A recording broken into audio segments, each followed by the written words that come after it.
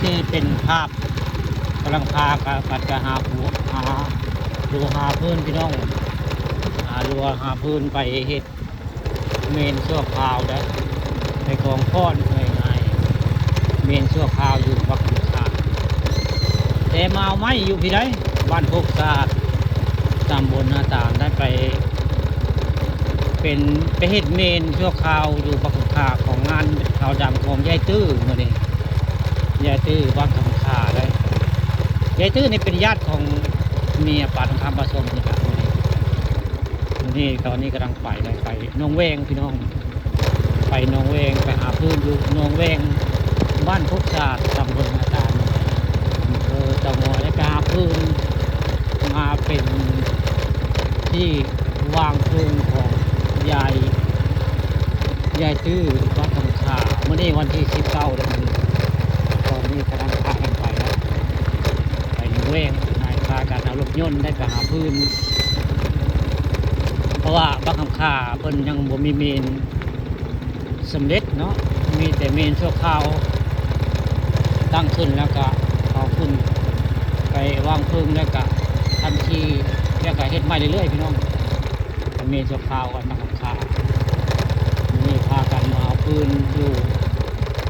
ป่าขุนบ้านโคกสะอาดตำบลนาตาลหลังไปนี่คือเป็นทางเส้นทางไปหนองแวงได้หนองแวงพี่ใหญ่ส่วนบ้าน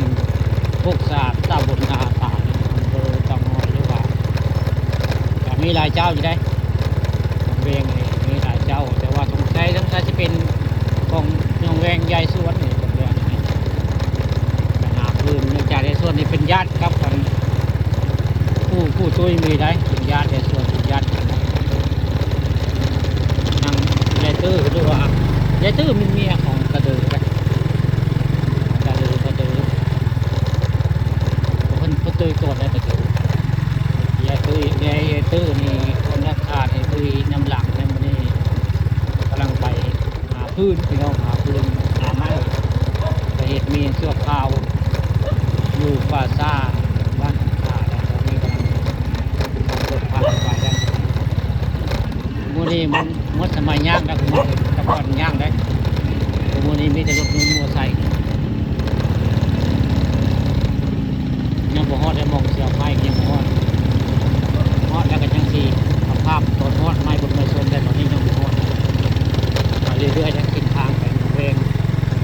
หนองแวงยายส่วนบ้านโคกสะอาดตำบลนาตาลมื้อนี้พากันไปหาพื้นไปเฮ็ดเมนชั่วคราวอยู่ป่าซ่า